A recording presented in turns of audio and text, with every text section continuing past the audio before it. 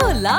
Your dream vacation to Turkey starts from rupees 79,999 only with GT Holidays, South India's #1 travel brand. ஆனா இந்த படம் கிரிக்கெட்டை பற்றிய படமே அல்ல. கிரிக்கெட்டை மையமாக வைத்து அது மூலமாக ஏற்படக்கூடிய உறவு சிக்கல்கள் பற்றிய படம். மக மனைவி எல்லாம் இருந்தும் வேலைக்கு போகாத ஒரு ஆளு. ஆமா, வேலைக்கு போறாரு, கிரிக்கெட் நடக்கிற அன்னைக்கு போக மாட்டார், அவ்வளவுதான். வேலைக்கு போகலைன்னா எப்படி வாழ்க்கை நடத்துங்க அவரால் அப்படிங்கிற ஒரு விஷயம் இருக்குல்ல. அதை வந்து நீங்கள் என்னென்னா ஃபஸ்ட்டு ஓப்பனிங்கில் பார்த்தீங்கன்னா பயங்கர பில்டப்பாக வந்து ஹீரோ இன்ட்ரடக்ஷன் வந்து பண்ணுறாங்க. கெத்து தினேஷ் அப்படின்னு சொல்லி அந்த கேரக்டரை வந்து அறிமுகப்படுத்துகிறாங்க. தினேஷ் தான் நடிச்சிருக்காரு, அட்டகத்தி தினேஷ். அவ்வளோ பெரிய பேட்ஸ்மேன் அப்படின்னு பில்டப்லாம் கொடுத்துட்டு திடீர்னு பார்த்தா அவரை ஆளை காணாங்கிறாங்க. அன்னைக்கு மட்டும் நீ சொன்ன ஜாதி திமுருன்னு சொன்ன அவன் பேசுனதை இன்னைக்கு ஒரு பொம்பளை பிள்ளை விளையாடும் போது அதை வேணான்னு நினைக்கிறியா? இப்போ இது என்ன ஆம்பளை திமுறா? ஆமாம், அதாவது மக்களுடைய கவனத்தை திசை திருப்புவதற்கு எதெல்லாம் பயன்படுத்துவோம். ஏன்னா இளையராஜா தன் பாடல்களை பயன்படுத்தக்கூடாதுன்றாரு. அதனால தேவா இசையமைத்த பாடல்கள் அதிகமாக பயன்படுத்தியிருக்கிறாங்க. இல்லை, அதாவது கோட் படத்தில் வந்து விஜயகாந்தை வந்து பயன்படுத்தியதெல்லாம் அது ஒரு கதை சார்ந்து நுட்பம் சார்ந்து ஒன்றுமே இல்லை. அது சும்மா ஒரு பேரளவில் பயன்படுத்தணும். இதில் வந்து யாருமே வந்து ரொம்ப பெரிய ஸ்டார், டாப் ஸ்டார் யாருமே கிடையாது. இந்த படத்தில் ரப்பர் பந்தில் வந்து அட்டகத்தி தினேஷும் ரொம்ப ஒரு பெரிய மாஸ் ஹீரோ கிடையாது. அதில் நடிச்சிருக்கிற ஜோடியாக நடிச்சிருக்கிற அந்த பெண்கள் யாருமே வந்து பெரிய வெற்றிப்பட கதாநாயகி கிடையாது. யாரும் நயன்தாராவோ திரிஷாவோ நடிக்கிறாங்க.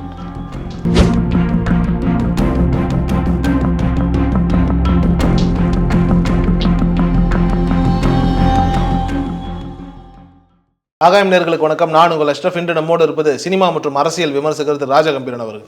வணக்கம் சார். வணக்கம். சமீபத்தில் வந்த எல்லா படங்கள் மேலேயும் ஒரு கலவையான விமர்சனங்கள் உண்டு. படம் ஓடாது இப்படி கோட்டு படமும் நீங்கள் எடுத்துக்கிட்டீங்க அப்படின்னா வந்துட்டு ஒரு சாரார் நல்லா இருக்குன்றாங்க, இன்னொரு சாராரில் ஒரு சின்ன ஒரு சலசலப்பு இருக்குன்னு வச்சுக்கோங்களேன். அப்படி இருக்கும்போது திடீர்னு பார்த்தா குறுக்க இந்த கௌஷிக் வந்தாங்கிற மாதிரி இந்த லப்பர் பந்துன்னு ஒரு படம் ஒன்று வருது. யாரை பார்த்தாலும் நல்லா இருக்குங்கிறாங்க, சமூக வலைதளங்கள் நல்லா இருக்குங்கிறாங்க. சில ரிவ்யூவர்ஸ்லாம் வந்துட்டு சகட்டு மெனிக்கு கிளிக்கிற ஆட்கள்லாம் கூட வந்துட்டு படம் சூப்பராக இருக்குன்ற மாதிரிலாம் சொல்கிறாங்கன்னும் போது அப்படி என்ன சார் அந்த படத்தில் ஸ்பெஷல்?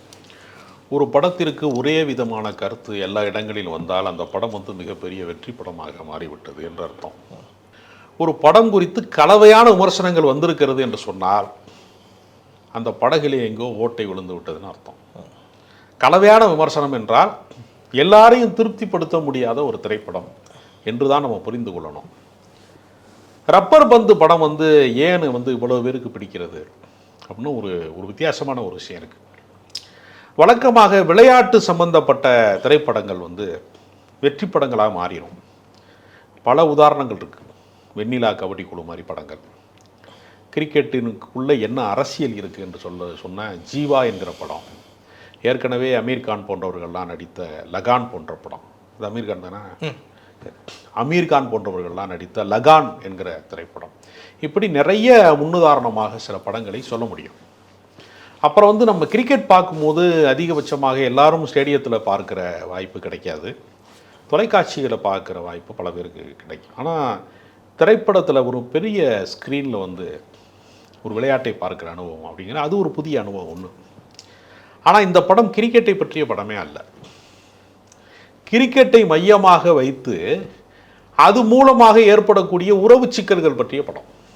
இப்போ ஒருத்தன் கல்யாணமான ஒரு கிரிக்கெட் பிளேயராக இருக்கான், அவனுக்கு கல்யாணம் ஆகுது, குடும்பம் குட்டிலாம் ஆகுது, அவனுக்கு ஒரு பொறுப்புணர்ச்சியாக இருக்க வேண்டிய நேரத்தில் அவன் கிரிக்கெட் பைத்தியமாகவே இருக்கான். வேலைக்கு போகாமல் ஒரு பெயிண்டராக வேலை செய்யக்கூடிய ஒரு சாமானியன் அவன் வேலைக்கே போகாமல் எங்கேயெல்லாம் கிரிக்கெட் நடக்குது அப்படிங்கிறதுக்காக போய் அலைகிறான் அப்படின்னு ஒரு விஷயம் இருக்குன்னா பொறுப்பற்றவனாக இருக்கானே அப்படிங்கிறதுக்கான ஆதங்கத்தை வந்து ஒரு மனைவியோட பாயிண்ட் ஆஃப் வியூவில் வந்து அவன் என்னவா இருக்கான், அவனுடைய மகளோட பாயிண்ட் ஆஃப் வியூவில் அவன் என்னவா இருக்கான், அந்த குடும்பத்துக்கு அவன் என்னவா இருக்கான். மக மனைவி எல்லாம் இருந்தும் வேலைக்கு போகாத ஒரு ஆள். ஆமாம், வேலைக்கு போகிறாரு, கிரிக்கெட் நடக்கிற அன்னைக்கு போக மாட்டார், அவ்வளோதான். வேலைக்கு போகலைன்னா எப்படி வாழ்க்கை நடத்த முடியும் அவரால் அப்படிங்கிற ஒரு விஷயம் இருக்குல்ல. அதை வந்து நீங்கள் என்னென்னா ஃபஸ்ட்டு ஓப்பனிங்கில் பார்த்தீங்கன்னா பயங்கர பில்டப்பாக வந்து ஹீரோ இன்ட்ரடக்ஷன் வந்து பண்ணுறாங்க. கெத்து தினேஷ் அப்படின்னு சொல்லி அந்த கேரக்டரை வந்து அறிமுகப்படுத்துகிறாங்க. தினேஷ் தான் நடிச்சிருக்காரு, அட்டகத்தி தினேஷ். அவ்வளோ பெரிய பேட்ஸ்மேன் அப்படின்னு பில்டப்லாம் கொடுத்துட்டு திடீர்னு பார்த்தா அவரை ஆளை காணாங்கிறாங்க. என்னடான்னு பார்த்தா அவர் ஒய்ஃப் அவரை தேடி வந்திருக்கு, மைதானத்தில் இருக்காரான்னு செக் பண்ணுறக்காக வந்திருக்கு அப்படின்னு. எங்கிட்டு திரும்பினாலும் ஆளை காணாம். பார்த்தா அவர் கிணத்தடியில் போய் பொண்டாட்டிக்காக பயந்து ஒழிச்சிருக்கிறார் அப்படின்னு ஒரு காட்சி இருக்குது. அப்போ பெரிய ஒரு வீரன் மாதிரி ஒருத்தரை பில்டப் பண்ணி காமிச்சிட்டு, ஆனால் அவன் பொண்டாட்டிக்கு வந்து பயப்படுவான், வெளியில் புலி வீட்டில் எலின்ற மாதிரி ஒரு சீன் இருக்கு இல்லையா. அப்போ இந்த மாதிரி, ஆனால் அந்த மனைவி வந்து இவனை வெறுக்கக்கூடிய மனைவி இல்லை, இவனை வந்து கரிச்சு கூட்டுற மனைவி இல்லை, காதல் மனைவின்னு வேற காட்டுறாங்க. இது மாதிரி ரொம்ப நுட்பமான விஷயங்களை வந்து அந்த படம் முழுக்க வந்து சொல்லப்பட்டிருக்கு. அது மட்டும் இல்லை, இந்த படத்துக்குள்ளே நிறைய முற்போக்கான விஷயங்கள் இருக்குது. வந்து ரஞ்சித் படங்கள், மாரி செல்வராஜ் படங்களில் ரொம்ப டாமினேஷனாக வந்து ஒடுக்குமுறை பற்றி, ஜாதி பற்றி வந்து அதிகமாக வந்து அழுத்தமான காட்சிகளை உருவாக்குவாங்கல்ல, அது மாதிரியான அழுத்தமான காட்சி இதுக்குள்ளே இருக்குது. ஆனால் அது ஜாதிய படமாக இல்லை, ஜாதி சார்ந்த படமாகலாம் இல்லை. ஆனால் அதில் டைலாக் வருது. வந்து காளி வெங்கட் வந்து ஒருத்தனை பார்த்து சொல்கிறாரு, அவன் எனக்கு தம்பி மாதிரிடா அப்படிங்கிறாரு. கூட இருக்கவன் சொல்கிறான், என்னைய மட்டும் தம்பிங்கிற, அவனை தம்பி மாதிரிங்கிற, இது எப்படி இருக்குது தெரியுமா, எனக்கும் சில எஸ்சி ஃப்ரெண்ட்ஸ்லாம் இருக்காங்கன்னு சில பேர் சொல்லுவான், அப்படின்னாலே அவனுக்கு ஜாதிய உணர்வு இருக்குன்னு தான் அர்த்தம், அப்படி சொல்லி காட்ட வேண்டிய அவசியம் இருக்குது அப்படின்னு சொல்கிற மாதிரியான காட்சிகள் வச்சுருக்காங்க. ஒரு பிளேயர் குறையும் போது காளி வெங்கட்டோடைய மக வந்து அந்த பிளேயரை வந்து உள்ளே நுழையும் போது, என்னையா பொம்பளை பிள்ளைலாம் உள்ளே விடுறாங்க அப்படின்னு சொல்கிற இடத்துல, அன்னைக்கு மட்டும் நீ சொன்ன ஜாதி திமுறன்னு சொன்னான் அவன் பேசுனதை, இன்றைக்கி ஒரு பொம்பளை பிள்ளை விளையாடும் போது அதை வேணான்னு நினைக்கிறிய, அப்போ இது என்ன ஆம்பளை திமுறா? அப்போ ஜாதி திமிரு எவ்வளவு தவறானதோ, ஜாதி ஆதிக்கம் எவ்வளவு தவறானதோ, அது மாதிரி ஆணாதிக்க திமிரும் தவறானது தானே அப்படின்னு சொல்லக்கூடிய இடத்த பிரச்சாரமாக இல்லாமல் கதையின் ஊடாக அங்கங்கே அப்படி தெளிச்சுட்டே போகிறாங்க. பிரச்சார படமாக இல்லை, ஜாதியை பற்றி ரொம்ப ஓங்கி குரல் கொடுக்குற படமாலாம் இல்லை, இயல்பான ஒரு அன்றாட வாழ்க்கைக்குள்ளே ஜாதியை எப்படி பார்ப்பாங்க, எப்படி வந்து ஒரு பெண்ணை பார்ப்பாங்க அப்படிங்கிற அந்த இடம் இருக்குல்ல, அதைத்தான் கதைக்குள்ளே சொல்லியிருக்கிறாங்க. அதனால் ரொம்ப சுவராசியமான விஷயங்கள் நிறையா இருக்குது. மிகைப்படுத்தப்பட்ட ஒரு அந்த மாதிரியும் இல்லாமல் இயல்பான ஒரு படமாக இருக்குது. எங்கேயுமே வந்து ரொம்ப ஜாஸ்தியான ஓவர் ஆக்ஷனுக்கான இடம் இல்லை, ஹீரோயிசம் கிடையாது. ஏன்னா கதாநாயகனே பொண்டாட்டிக்கு பயப்படுறான் அப்படின்னு ஒரு சீன் வைக்கும்போது அந்த மாதிரியான காட்சிகள்லாம் இல்லை. சூப்பர் ஹீரோயிசத்துக்கான எந்த இடமும் இதில் தரப்படலை. ஹரிஷ் கல்யாண் வந்துட்டு ஸ்டார்னு ஒரு படத்தில் நடிக்கணும். அந்த படத்தில் அவர் நடிக்காமல் தான் வந்துட்டு ஏதோ ஒரு விதமான சிக்கலாக அதுக்கப்புறம் அது கவினுக்கு போச்சுன்னு வைங்களேன். அப்படியே அந்த படத்தை கட் பண்ணிட்டு இங்கே பார்த்தோம் அப்படின்னா ஒரு லப்பர் பந்தில் நடிச்சு இந்த படம் பயங்கரமாக ஹிட்டாகவும் ஆயிடுச்சுன்னும் போது எல்லாரும் பேசுகிற ஒரு விஷயம் என்னன்னா, இந்த படத்துக்காக தான் அவர் அந்த படத்துலேருந்து வெளியில் வந்துட்டார், ரொம்ப நல்ல முடிவு எடுத்தார், இந்த படம் வந்து அவரோட லைஃப்பை மாற்றிருச்சு அப்படின்ற மாதிரியான ஒரு பார்வையெல்லாம் இருக்குது. உண்மையிலே இந்த படம் அவர் லைஃப்பை மாற்றிருச்சு. அப்கமிங் ஹீரோக்களுக்கு வந்தான வாழ்க்கைங்கிறது எங்கன்னா அவங்க தேர்வு செய்கிற கதை தான். நல்ல கதை படங்களில் நடிக்கும் போது தான் ஒரு பெரிய கதாநாயகனாக மாறுவாங்க. நீங்கள் சமீபத்திய உதாரணமே நீங்கள் பார்த்தீங்கன்னா விஜய் சேதுபதிக்கு ஆகச்சிறந்த கதை படங்கள், சூதுகவும் நடுவில் கொஞ்சம் பக்கத்தை காணா, அது மாதிரி படங்கள், பீஸா மாதிரி படங்களில் நடிக்கும்போது அவருடைய உயரம் வந்து பெருசாக வந்துச்சு. அவரே வந்து கமர்ஷியலாக சில படங்கள் நடிக்கணும்னு முடிவெடுத்து ரெக்க, சங்கத்தமிழன், அது மாதிரி வேறு சில படங்கள், டிஎஸ்பி அது இதுன்னு நம்ம நடிச்சு நிறைய படங்கள் நடித்தார். மக்கள் அதை நிராகரிச்சிட்டாங்க. அப்போ என்னன்னா, பக்கத்து வீட்டு பையன் மாதிரி இருக்கிறாரு விஜய் சேதுபதி அப்படிங்கிற அந்த உணர்வு சார்ந்த படங்கள் வெற்றி பெற்றது. இப்போ 96 கடைசியாக 96 வெற்றி பெற்றது. அதுக்கு முன்னாடி தொடர்ச்சியாக அவருக்கு வெற்றி வராமல் இருந்துச்சு. இப்போ மகாராஜாவில் ஒரு யதார்த்தமான படம் நடிக்கிறார். படம் பயங்கரமான சூப்பர் டூப்பர் ஹிட்டு. சமீபத்தில் 100 நாள் ஓடிய தமிழ் திரைப்படம்ங்கிற பெருமையை வந்து மகாராஜா பெற்றது. அப்போ சிறந்த கதைப்படங்களை தேர்வு செய்யக்கூடியவர்களை மக்கள் கொண்டாடுறாங்க. ஏன்னா ஏற்கனவே மசாலா படமாக பார்த்து டயர்டாக இருக்கேன் ரொம்ப, இப்போ பார்த்தாலும் அடிக்கிறாங்க, வன்முறையாக இருக்குது, ரத்தம் தெரிக்குது அப்படிங்கிறப்ப கோட் படத்தை வந்து விஜய் ரசிகர்களே விரும்ப முடியாத அளவுக்கு படம் இருக்குது. அதுக்குள்ளே கதைன்னு ஒன்று கிடையாது, எல்லாமே இருக்குது அந்த படத்தில், ஆனால் கதை கிடையாது. அப்போ இது மாதிரியான கதை சார்ந்த படங்கள், உண்மையான வாழ்வியல் சார்ந்த படங்கள், அப்படியே நம்ம வாழ்க்கையை அப்படியே பார்க்குற மாதிரி உள்ள படங்களை கொண்டாடுறாங்க. அப்போ ஹரிஷ் கல்யாண் வந்து ஏற்கனவே பார்க்கிங் வந்து சரியான கதை தேர்வுக்குள்ளே அவர் இருக்கிறார். அதுக்கான அந்த நாலேஜ் பர்சனாக வந்து அவர் இருக்காருங்கிறது அவருடைய வெற்றிக்கான அடையாளம். அப்படி தான் அதை நான் பார்க்குறேன். உண்மைதான். குறிப்பாக வந்துட்டு விஜயகாந்த் அவர்களுடைய ரெஃபரன்ஸ் ஒரு பாடல் வந்து பயங்கரமாக அந்த படத்துக்கு மிகப்பெரிய ஒரு ப்ளஸ்ஸாகவே அதை சொல்கிறாங்க. ஆனால் அது வெளியில் இருந்து பார்க்கும்போது என்ன தோணுது அப்படின்னா, ஒரு மனிதர் உயிரோடு இருக்கும்போது வந்துட்டு அவர் கொண்டாடினாங்க, அவர் நடுவில் உடல்நிலை சரியில்லாத போது யாருமே இண்டஸ்ட்ரியில் போய் எத்தனை பேர் பார்த்தாங்கன்னு நமக்கு தெரியல.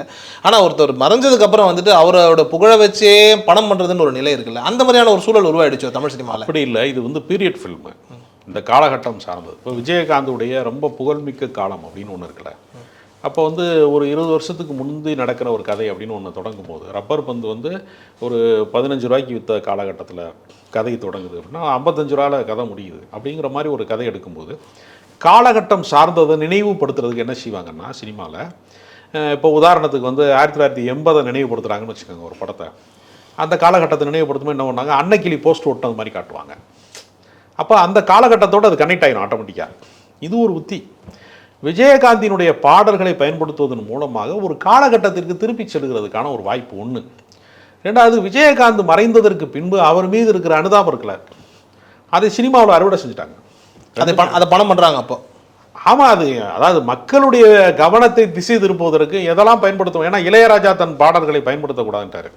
அதனால் தேவா இசையமைத்த பாடல்கள் அதிகமாக பயன்படுத்தியிருக்கிறாங்க. அப்போ அதுக்கு ஒரு ஆல்டர்னேட்டிவாக அதுக்கு வந்து விஜயகாந்த் பாடல்களுக்கு தேர்வு செஞ்சு. உண்மைதான். நான் ஏன் இதை கேட்குறேன் அப்படின்னா, இப்போ நீங்கள் இந்த 86, 90 இந்த காலங்கள் அப்படின்னு சொல்லும்போது விஜயகாந்த் நடித்தாருங்கிறதெல்லாம் தாண்டி இதுக்கு முன்னாடி வந்த படங்கள் எல்லாத்துலேயுமே வந்துட்டு ரஜினியுடைய ரெஃபரன்ஸ் இருக்கும். மேக்ஸிமம் ரஜினியோட ரெஃபரன்ஸ் தான் இருக்கும். இப்போ அந்த இடத்துல வந்துட்டு ரஜினியை விட்டுட்டு அழகாக வந்து விஜயகாந்தை கொண்டுட்டு வரதுனுடைய யுக்தியே நமக்கு தெரியுது இல்லையா. ஒரு மனிதர் இந்த இடத்த விட்டு வெளியேறிட்டார் அப்படின்னும் போது அதை பணம் பண்ணணுங்கிற மாதிரியான ஒரு எண்ணம் தமிழ் சினிமாவில் ஓடிடுச்சு. அவரை ஹானர் பண்ணி தானே எடுக்கிறாங்க. அவரை வந்து தப்பாக ஒன்றும் கட்டலையே, விஜயகாந்தை வந்து தப்பாக கட்டலையே. அந்த விஜயகாந்துக்கு அவன் ரசிகனாக இருந்தான்னு சொல்கிறது மூலமாக அவர் ஹானர் பண்ணுறதுனா ஒரு மனிதன் வந்து மறைந்து விட்டார் என்கிறதன் மூலமாக அவருடைய நினைவுகளை வந்து சொல்கிறது அப்படிங்கிறது ஒரு ஃபீல் குட் தானே. அதை வந்து பயன்படுத்தக்கூடாதுன்னு ஒன்று. இப்போ தேவா வந்து கரண்ட்டில் வந்து ஒரு பெரிய வந்து மியூசிக் டைரக்டராக வந்து இப்போ மார்க்கெட்டில் இல்லை. ஆனால் அவர் பாடல்கள் வந்து மார்க்கெட்டில் இருக்கும்போது, அவர் ரொம்ப புகழின் உச்சியில் இருக்கும்போது, பீக்கில் இருக்கும்போது உள்ள சாங்ஸ்லாம் போடும்போது ரொம்ப அது ஒரு அந்த காலகட்டத்துக்கு நம்மளை அழைச்சிட்டு போகுதுல. நீங்கள் உங்களுடைய ஒவ்வொரு பருவத்திலையும் ஒரு பாடல் கேட்குறீங்க. நீங்கள் வந்து 10th எக்ஸாம் எழுத போகும்போது அந்த காலகட்டத்தில் ஒரு பாடல் வருது அப்படின்னா, நீங்கள் அந்த வயதுக்கு நீங்கள் கல்லூரிக்கு வந்த பின்னாடி அந்த பாட்டு கேட்கும்போது உங்களுக்கு அந்த கடந்த கால நினைவுக்கு வருதுல. மனிதனால் வந்து திரும்பவும் தன்னுடைய குழந்தை பருவத்துக்கோ தன் வாலிபத்துக்கோ திரும்பி போகவே முடியாது. ஆனால் இப்போ இசையின் வழியாக, பாடலின் வழியாக, நினைவுகளின் வழியாக திரும்பி போக முடியும். அதை பயன்படுத்துறது ஒரு சரியான உத்தி தான், அது ஒன்றும் தவறு கிடையாது. நிச்சயமா. இப்போ எனக்கே அந்த கேள்வி தோணுச்சு அப்படின்னா, இப்போ சமீபத்தில் கோட் படத்தில் கூட வந்துட்டு விஜயகாந்த் அவர்களை கொண்டுட்டு வரோம் ஏஐ மூலியமானலாம் என்னமோ சொன்னாங்க. அந்த படத்துக்கும் அந்த கதைக்கும் விஜயகாந்த் அவர்கள் வந்ததுக்கும் சம்மந்தமே இல்லைங்கிறது எல்லாருடைய கருத்து. ஸோ அப்படி இருக்கும்போது வந்துட்டு விஜயகாந்த் அவர்களை ஏன் இப்படி பயன்படுத்தணும் அப்படிங்கிற அந்த ஒரு கேள்வி வருது. அதே மாதிரியான ஒரு யுக்தி தான் வந்து விஜயகாந்த் அவருடைய பாடல்கள், அவருடைய போஸ்டர் இதெல்லாம் பயன்படுத்துவதனுடைய யுக்தியே வந்துட்டு இப்படி தான் இருக்கா அப்படின்னும் போது அது ரொம்ப டைல்யூட் ஆகிடுதுல அந்த மாதிரி. அதாவது கோட் படத்தில் வந்து விஜயகாந்தை வந்து பயன்படுத்தியதெல்லாம் அது ஒரு கதை சார்ந்து நுட்பம் சார்ந்து ஒன்றுமே இல்லை. அது சும்மா ஒரு பெயரளவில் பயன்படுத்துகிறாங்க. இது அப்படி இல்லை, இது உணர்வுபூர்வமாக பயன்படுத்துகிறாங்க. அதாவது இந்த அறிமுக இயக்குனராக இருக்கக்கூடிய தமிழரசன் பச்சைமுத்துங்கிறவர் மிகச்சரியாக உணர்வுகளை பிரதிபலிக்கிறார். ஏன்னா உங்களுக்கு வந்து விஜயகாந்துக்கு ரசிகனாக இருக்கிறவன் எப்படி இருப்பான் அப்படின்னா ஒரு லோக்கல் பையங்க தான் ரசிகராக இருப்பாங்க. இப்போ நீங்கள் கமலஹாசன் ரசிகருக்கும் விஜயகாந்த் ரசிகருக்கும் ஒரு வித்தியாசம் இருக்கும். கமலஹாசனுடைய ரசிகர் வந்து என்னவா இருப்பான்னா கொஞ்சம் மேம்பட்ட ரசனை உள்ளவனாக இருப்பான். அவன் குணா பார்க்குறவன், அன்பே சிவம் பார்க்குறவன், அல்லது வந்து மூன்றாம் பிறை பார்க்குறவன், அது ஒரு வேறு கேட்டகரியாக இருப்பான். விஜயகாந்த் படம் பார்க்குறவன் வந்து எப்படின்னா அவன் வந்து ரொம்ப லோக்கலான ஒரு ஆளாக இருப்பான். அந்த கதைக்கு அது தேவைப்படுது. கரெக்ட். எது பொருத்தமானதோ அதை அவங்க பண்ணியிருக்காங்க. கமல் விஜயகாந்துக்குள்ளேயே ஜாதி இருக்கும் போலயே நீங்கள் சொல்கிறத பார்த்தா. ஜாதி இல்லை அதுக்கு பேர். நம்ம இப்போ எல்லாவற்றையுமே ஜாதியாக பார்ப்பதற்கான ஒரு காலகட்டத்துக்குள்ளே நம்ம மாறிட்டோம் எல்லாருமே. அப்படி பார்ப்பதில்லை. ஒரு கிராமத்தானுக்கு யாரை பிடிக்கும், ஒரு சிட்டியில் இருக்கிறவனுக்கு யாரை பிடிக்கும். லைஃப் ஸ்டைல் மாறுதில்ல. யார் யார் எந்தெந்த வாழ்க்கை முறையில் இருக்காங்களோ அதுக்கு தக்கன ஆட்களை பிடிக்கும் அப்படின்னு ஒரு விஷயம் இருக்கு இல்லையா. அப்படித்தான் இதை பார்க்கணுமே தவிர இது ஜாதியாக பார்க்க வேண்டிய அவசியம் இல்லை. இப்போது பெரிய பெரிய ஹீரோஸினுடைய படங்கள் எல்லாமே ஓட மாட்டேங்குது. அதில் ஏகப்பட்ட இப்போ நீங்கள் சொன்னீங்க அந்த கலவையான விமர்சனங்கள் அப்படிங்கிறது பெரும்பாலும் உயர் நட்சத்திரங்கள் உச்ச நட்சத்திரங்களுடைய படமாக தான் இருக்குது. அப்படி இருக்கும்போது இந்த மாதிரி சின்ன சின்ன படங்கள் வந்துட்டு ஒரு மிகப்பெரிய வெற்றி அடையும் போது அது இந்த இண்டஸ்ட்ரிக்கு எவ்வளோ பெரிய ஒரு வரமாக இருக்குது. இதில் வந்து யாருமே வந்து ரொம்ப பெரிய ஸ்டார் டாப் ஸ்டார் யாருமே கிடையாது. இந்த படத்தில் ரப்பர் பந்தில் வந்து அட்டகத்தி தினேஷும் ஒரு பெரிய மாஸ் ஹீரோ கிடையாது. அதில் நடிச்சிருக்கிற ஜோடியாக நடிச்சிருக்கிற அந்த பெண்கள் யாருமே வந்து பெரிய வெற்றிப்பட கதாநாயகி கிடையாது. யாரும் நயன்தாராவோ திரிஷாவோ நடிக்கிற அந்த படத்தில். அது மாதிரி வேறு கதாபாத்திரங்களாக வந்தவங்களில் காளி வெங்கட்டை தவிர சின்ன சின்ன கேரக்டர்ஸ் நிறையா இருக்குது. அவங்க யாரும் ரொம்ப பாப்புலரான ஆட்கள் கிடையாது. அப்போ அவர் கதையைத்தான் நம்பியிருக்கிறார். இந்த திரைக்கதையின் வழியாகத்தான் இந்த மக்களை இவ்வளோ கவனத்தை ஈர்த்திருக்கிறாரே தவிர இன்றைக்கி இருக்க ட்ரெண்ட் செட்டிங்கோடு அது வந்து கனெக்ட் ஆகிற ஒரு படமாக பண்ணியிருக்கிறார். அதே சமயத்தில் கொடிய வன்முறை காட்சிகளையோ பழிவாங்குகிற உணர்ச்சிகளையோ சொல்லாமல் அன்பை, காதலை, வாழ்க்கையின் சமரசங்களை, சின்ன சின்ன தருணங்களை, அழகிய தருணங்களை, குடும்ப உறவுகளை ரொம்ப பியூட்டிஃபுல்லாக பண்ணியிருக்காரு. ரொம்ப நன்றி சார், நேரம் தகவல். Hola! Your dream vacation to Vietnam starts from rupees 39,999 only with GT Holidays, South India's #1 travel brand.